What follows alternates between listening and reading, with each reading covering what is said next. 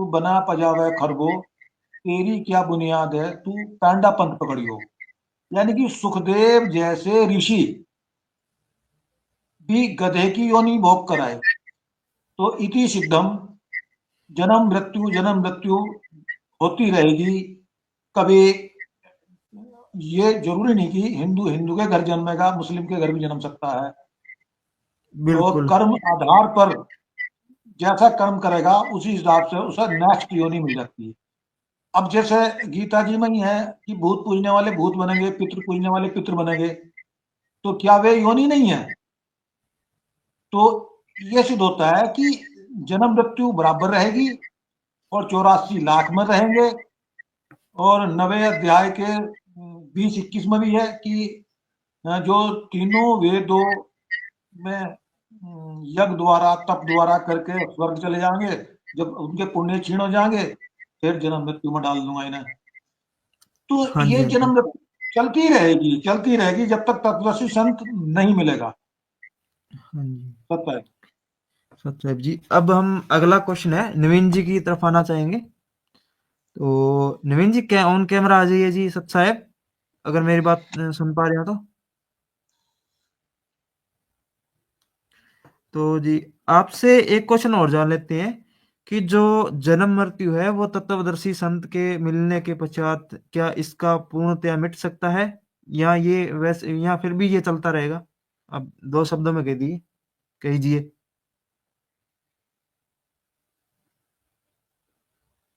नवीन जी चले गए क्या? शायद आ जाएंगे। आप ये इसको, इस टॉपिक को आप क्लियर कर दीजिए दोबारा एक बार फिर। दोबारा रिपीट कीजिए दोबारा। जो कहने का मतलब है कि जो तत्वदर्शी संत को की शरण में आने के बाद में क्या यह चक्कर आत्मा का छूट जाता है या नहीं छूट पाता पूर्णतया?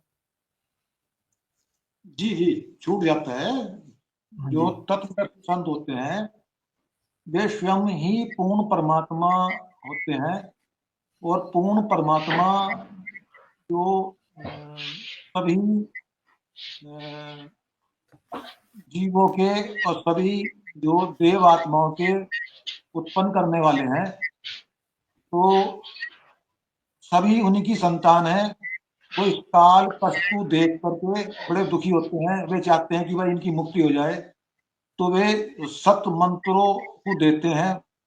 जो साधक होता है, साधक मर्यादा में रह करके उन सत मंत्रों का और जो क्रियाएं बताते हैं 5 प्रकार की यज्ञ, उनको करने से। और जो यहाँ पर जहाँ हम रह रहे हैं इस ब्रह्मलोक में, तो इस ब्रह्मलोक में जो ब्रह्मा विष्णु महेश देवी गणेश, इनकी साधना भी बताते हैं, छुड़वाते नहीं है। है एक सच्चिदानंद घन ब्रह्म की वाणी में भी है कि तीनों देवा कमल दल बसे, ब्रह्मा विष्णु महेश, प्रथम इनकी वंदना, फिर सुन सतरूप देश।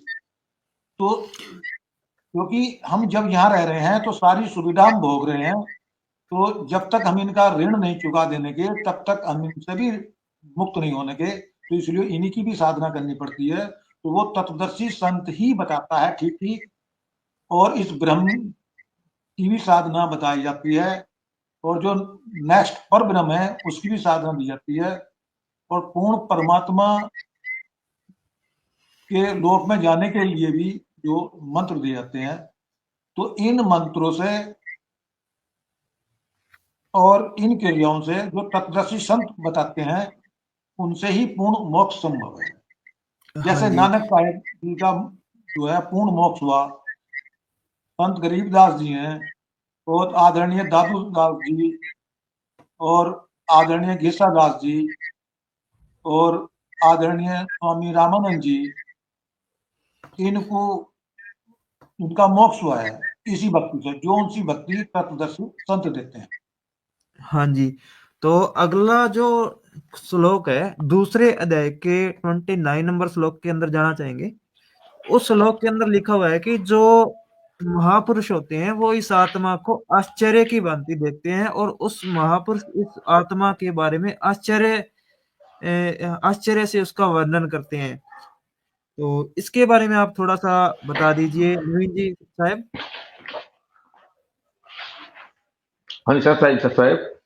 हाँ जी, दूसरे अध्याय का 29 नंबर श्लोक, 29वां श्लोक।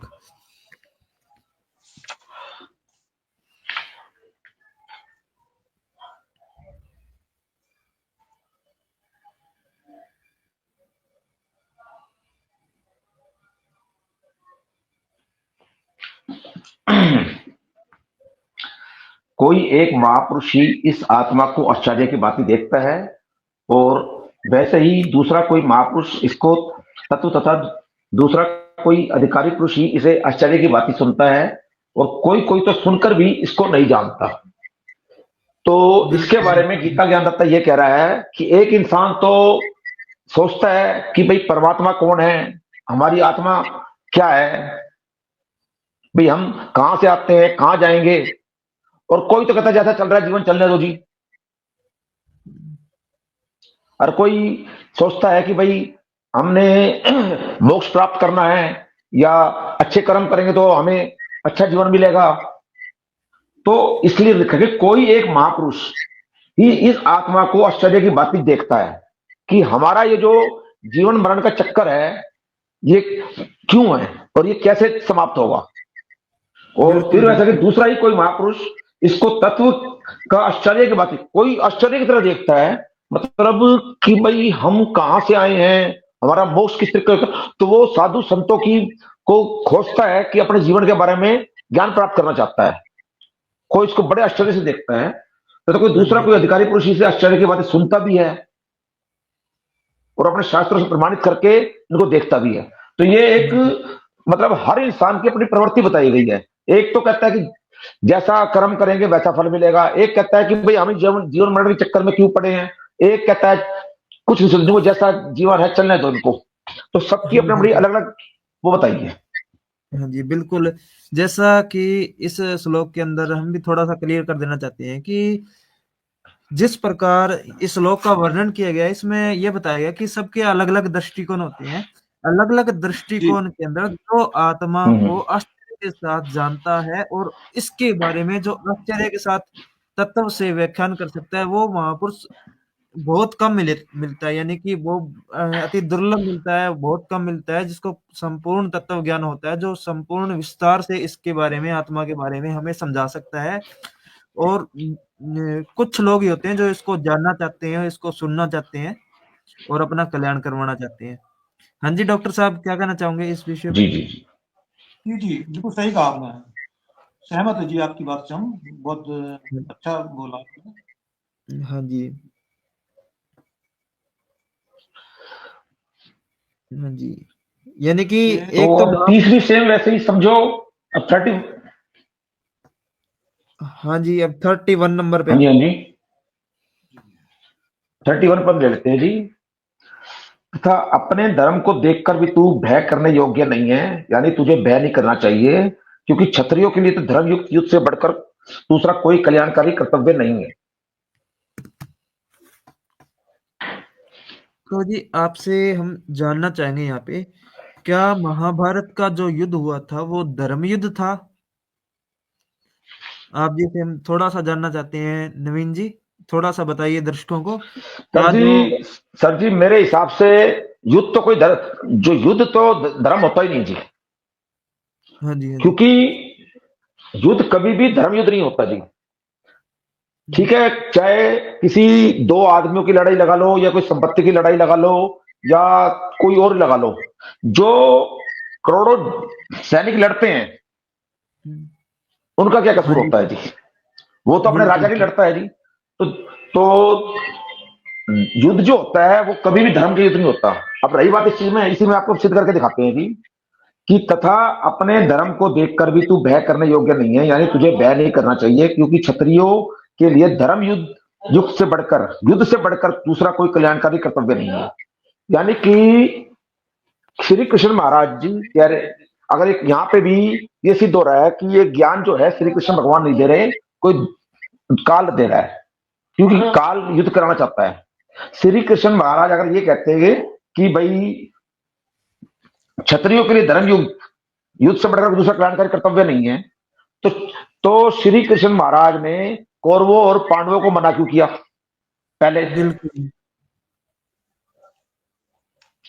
पहले पांडवों को मना किया, फिर कौरवों को मना किया, फिर कौरवों से इतना भी कह दिया तुम युद्ध मत करो, तुम 5 गांव दे दो खाली इनको, मैं तब भी मना लूंगा मैं। और यहां पर ये कह रहा है कि युद्ध करने से वो बड़े बढ़िया, धर्म युद्ध से दूसरा कोई कल्याणकारी कर्तव्य नहीं है। तो यहां ये सिद्ध हो रहा है कि ये श्री कृष्ण भगवान नहीं है। और रही बात युद्ध की, तो युद्ध तो कोई किसी का प्रमाण है नहीं। मैंने आपसे अभी पहले भी कहा है कि युद्ध में तो सिर्फ नुकसान ही नुकसान होता है। अब जैसे अब आपने महाभारत का युद्ध देखा होगा, तो बिल्कुल जी। महाभारत के युद्ध से किसी को फायदा हुआ जी? महाभारत के युद्ध से महाभारत किसी को फायदा हुआ जी? सिवाय जी विनाश ही विनाश हुआ है जी।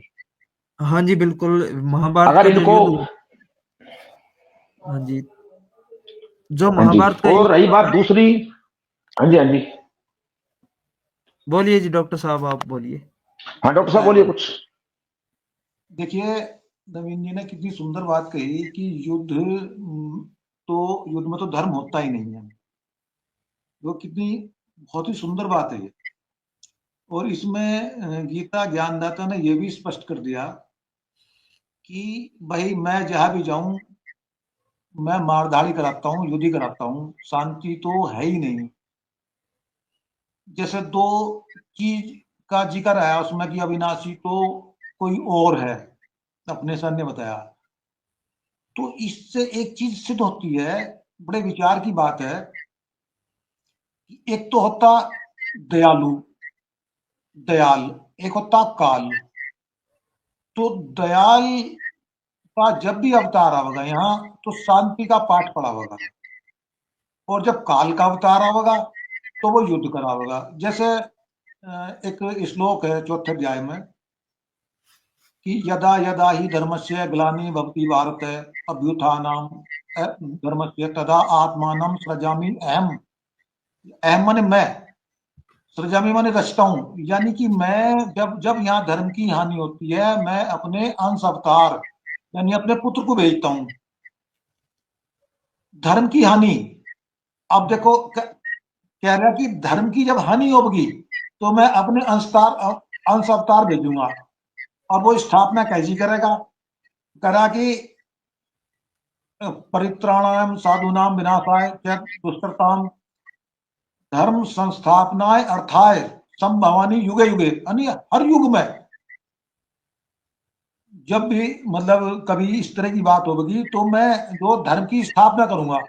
अब एक विचारणीय बात है कि भाई जहां ये युद्ध हो रहा हो, तलवार चल रही हो, व्यक्ति मर रहे हो, तो वहां धर्म कहाँ रह गया? कैसी स्थापना रहेगी? बच्चे अनाथ हो गए, स्त्रियां जो है विधवा हो गई, अबला हो गई है। तो ये तो इसकी व्यवस्था काल की, ये जो धर्म की स्थापना करता है, युद्ध करवा के स्थापना करता है। और दयाल का जो अवतार होगा, वो यहाँ तत्व ज्ञान के द्वारा शांति स्थापित करता है। वो कहता है कि जीव हमारी जाति है, मानव धर्म हमारा, हिंदू मुस्लिम सिख ईसाई धर्म नहीं कोई न्यारा, शांति का पाठ। बिल्कुल। हाँ जी, हाँ जी। आवतगारी एक है, उल्टत हो अनेक, कहे कबीर उलटिए नहीं, रहे एक की एक। हाँ जी, हाँ जी, मतलब बिल्कुल तत्व ज्ञान के द्वारा शांति कराता है दयालु, दयालु परमात्मा। हाँ जी, तो बिल्कुल हमारे शास्त्रों में भी अहिंसा परमो धर्म कहा गया है। हाँ जी, जी कंटिन्यू जी रखिए आप। जी जी जी, दया धर्म का मूल है, पाप मूल अभिमान, तुलसी दया न छोड़िए जब तक घट में प्राण। तो यहाँ युद्ध में दया कहाँ है? बिल्कुल जी। जहाँ युद्ध होता है वहां दया कहाँ है? इम्पॉसिबल। जी, सत्य आएगा जी। सही। अब अपन चलते हैं जी, जो 32वां और 33वां श्लोक, इनको भी आप नवीन जी क्लियर कर दीजिए थोड़ा थोड़ा।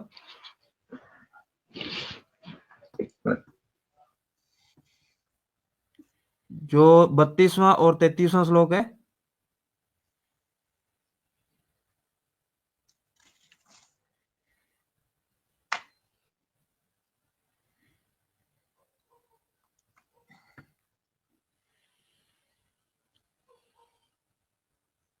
हाँ जी, हे पार्थ, अपने आप प्राप्त हुए और खुले हुए स्वर्ग के द्वार रूप इस प्रकार के युद्ध को भाग्यवान क्षत्रिय लोग ही पाते हैं, किंतु यदि तू इस धर्मयुक्त युद्ध को नहीं करेगा तो सधर्म और कीर्ति को खोकर पाप को प्राप्त होगा। तो यहां पे फिर वही बात आ गई जी, हे पार्थ, अपने आप प्राप्त हुए और खुले हुए स्वर्ग के द्वार रूप इस प्रकार के युद्ध को भाग्यवान क्षत्रिय लोग ही पाते हैं, किंतु यदि तू इस धर्म युद्ध को नहीं करेगा तो स्वधर्म ही और कीर्ति को खोकर पाप को प्राप्त होगा। यानी कि इसका मतलब कृष्ण भगवान ने जब पहले युद्ध के लिए मना किया था तो कृष्ण भगवान के पहले पाप करवा रहे थे। बिल्कुल बिल्कुल। यानी कि इससे ये स्पष्ट होता है कि अगर कोई व्यक्ति विशेष युद्ध ना करे तो उसको पाप लगेगा। और फिर क्या हुआ कि महाभारत के बाद में उनको श्री कृष्ण जी ने बोला गया कि आपने युद्ध में जो बंधुघात किया है उसका आपको पाप लगा है। तो ये एक विरोधाभास बातें आनी शुरू हो गई यहाँ पे। तो इसके बारे में आप थोड़ा सा बताइए, क्या भगवान विरोधाभास ये लोग जो है, हाँ जी हाँ जी हाँ हाँ जी, इसके बारे में जैसे इन्होंने कहा है कि इस प्रकार के युद्ध को भाग्यवान क्षत्रिय लोग ही पाते हैं। हाँ जी। तो एक बात बताओ जी कि जब द्रौपदी का वस्त्रण हो रहा था जी, वहां पे इन्होंने अपना क्षत्रिय धर्म नहीं दिखाया। भीष्म पितामह ने, गुरु द्रोणाचार्य ने, अंगराज कर्ण ने बिल्कुल और बिल्कुल। क्षत्रिय धर्म का पालन दिखाया था महात्मा विदुर ने। हाँ जी हाँ जी हाँ जी। लेकिन महात्मा विदुर ने युद्ध नहीं किया था जी, और असली क्षत्रिय धर्म का था, और कृष्ण भगवान विदुर जी को महात्मा के नाम से पुकारते थे। बिल्कुल बिल्कुल। असली क्षत्रिय धर्म तो महात्मा विदुर ने बताया था, जो कि अन्याय के खिलाफ बात करे। हाँ जी हाँ जी। भीष्म पितामह, गुरु द्रोणाचार्य, अंगद कर्ण, ये सब वहां खड़े खड़े देख रहे थे कि एक अबला नारी का वस्त्रण हो रहा है। अगर भीष्म पितामह क्षत्रिय धर्म का वहां पालन करना था तो वहां करते क्षत्रिय धर्म पालन। बिल्कुल बिल्कुल बिल्कुल। हाँ जी, जैसा कि ये कोई जो क्षत्रिय धर्म का पालन है वो अन्याय के खिलाफ होना चाहिए, वही माना क्षत्रिय धर्म का पालन जी किया गया है। जी जी जी हाँ जी हाँ जी। डॉक्टर साहब कुछ कहना है इसके बारे में आपने जी? जी जी, नहीं इस बिल्कुल आपने क्लियर कर दिया, बड़ा सुंदर ढंग से क्लियर किया आपने। देखिए ये जो कुल मिलाकर के जैसे युद्ध के लिए अर्जुन नाट गया था, यो तो उसको मतलब उसे उकसा के घुमा फिरा के वहीं लाना कि भाई युद्ध करना तुझे, है नी, युद्ध नहीं करेगा तो तुझे पाप लगेगा, है नी, और क्षत्रिय धर्म नष्ट हो जाएगा, है, तेरी अपकीर्ति होगी। तो उसको मतलब एक जैसे तैयार करना हो किसी को, तो ये एक युद्ध के लिए जो तैयार कर रहा है, तो भगवान इस तरह की सलाह नहीं देते। जो दयालु परमात्मा होते हैं, वास्तव में जो पिता होते हैं, पिता कभी भी पुत्र को ऐसी राय नहीं देने का हानि वाली। सत्य जी। नेक्स्ट आगे चलो। हाँ जी नवीन जी।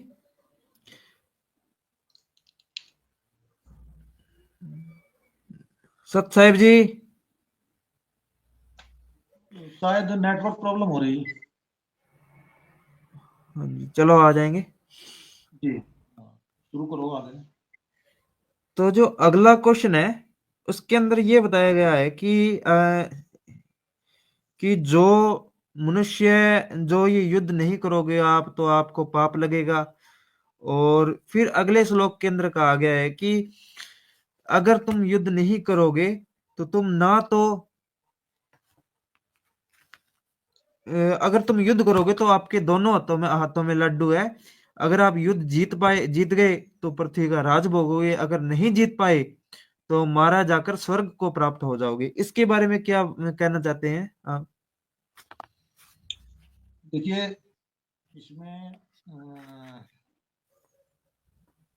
कहने का तात्पर्य ये है,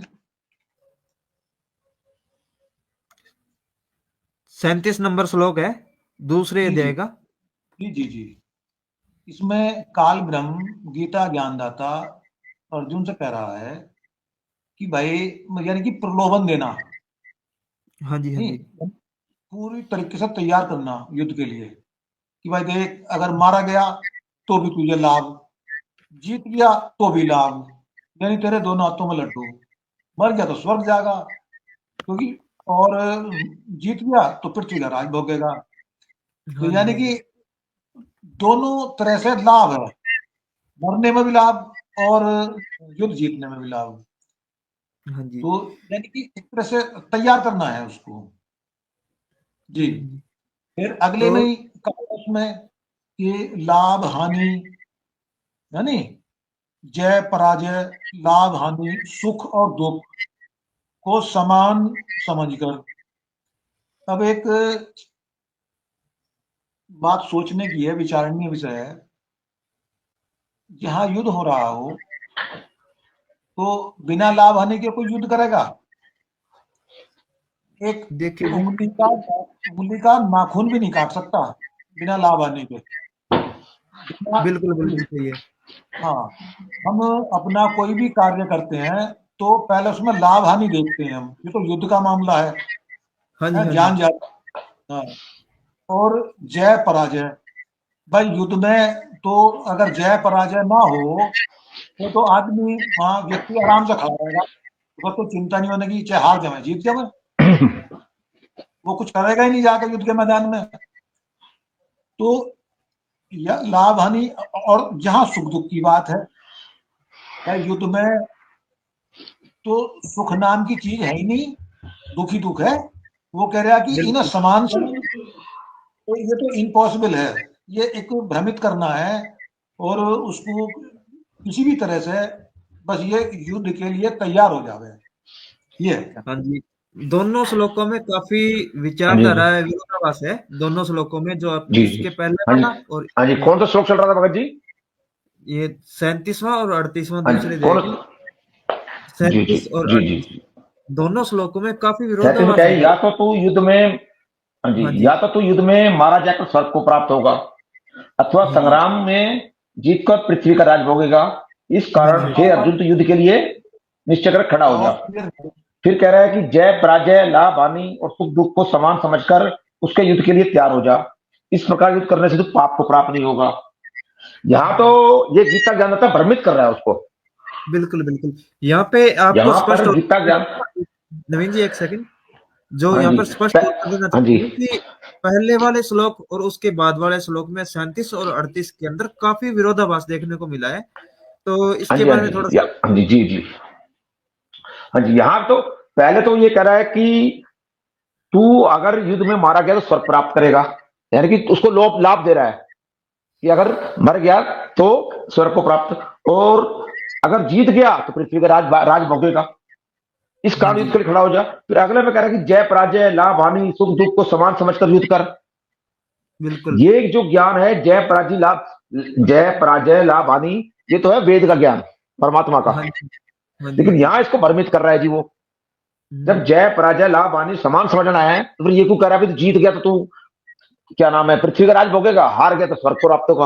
वहां तो हाँ लाभ जी, हानि हाँ दिखा जी, रहा है जी, और यहां पर भ्रमित कर रहा है, यानी कि उसको युद्ध के लिए भड़का रहा है, मतलब परमात्मा का ज्ञान भी बता रहा है उसको हाँ जी, हाँ जी, और युद्ध के लिए भड़का भी रहा है जी। हाँ जी, तो यहां पर वो भ्रमित कर रहा है इसको। हाँ जी। तो इससे जो नेक्स्ट श्लोक आता है, यानी कि 39 नंबर हम्म, के अंदर कर्मों के बारे में बताया गया है जी, जी, कि कौन सा कर्म श्रेष्ठ है, कौन सा नहीं है, क्या कर्म करना चाहिए, तो इसके बारे में आप बताइए। जो 39 नंबर श्लोक है उसका क्या उसका शब्दार्थ क्या एक होगा? सेकंड जरूर पढ़ते हैं। जी, जी, जी। पढ़ देता हूँ। हे पार्थ, यह बुद्धि तेरे लिए ज्ञान योग के विषय में कही गई है, अब तू इसको कर्म योग के विषय में सुन, जिस बुद्धि से तू कर्मों के बंधन को भली भांति त्याग देगा, यानी सर्वथा नष्ट कर देगा।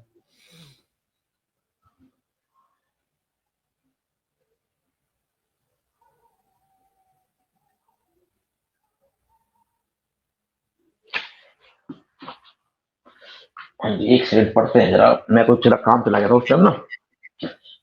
कौन सा था? 39 है ना जी। हे पार्थ, यह बुद्धि तेरे लिए ज्ञान योग के विषय में कही गई है, और अब तू इसको कर्म योग के विषय में सुन, जिस बुद्धि से युक्त हुआ तू कर्मों के बंधन को भली भांति त्याग देना यार, यानी कि सर्वथा नष्ट कर डालेगा जी। इसके अंदर परमात्मा ने बताया है जी, हे पार्थ, यह ज्ञान वाणी तेरे लिए ज्ञान योग के विषय में कही गई है, और अब तू इसको योग के विषय में सुन। जिस बुद्धि से युक्त हुआ कर्मों के बंधन को भली भांति त्याग देना, यानी कि सर्वथा नष्ट कर देना, कर डालेगा हाँ जी। जी।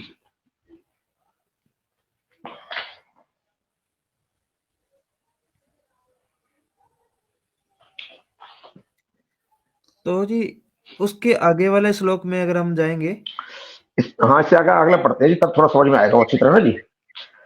इस कर्म योग में आरंभ का अर्थात बीज का नाश नहीं है, उल्टा फल रूप दोष भी नहीं है, बल्कि इस कर्म योग रूप धर्म का थोड़ा सा भी साधन जन्म मृत्यु मान भय से रक्षा कर लेता है। हाँ जी, इसके बारे में पढ़ते हैं जी।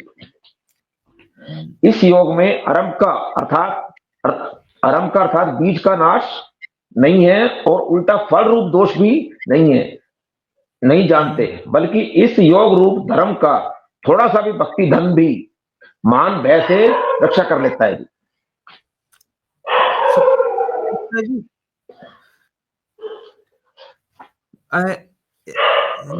बाकी के श्लोक नहीं करेंगे जी, ये जो 5-7 रह गए ना, हाँ जी, हाँ जी ये कल करेंगे। तो अब जी, समापन करते हैं, आप थोड़ा सा लाइव रहिए 2-4 मिनट। तो दर्शकों ठीक आगे है का जी, पार्ट हम कल लेके आएंगे। आगे का जी तो सभी दर्शकों को राम राम सत साहेब। जो आगे का पार्ट है हम नेक्स्ट वीडियो के अंदर लेके आएंगे, जो हमारे श्लोक रह गए हैं उनको नेक्स्ट वीडियो में कवर किया जाएगा। तो तब के लिए शुक्रिया, सत साहेब, राम राम जी सभी को। सत्साई सत्साई।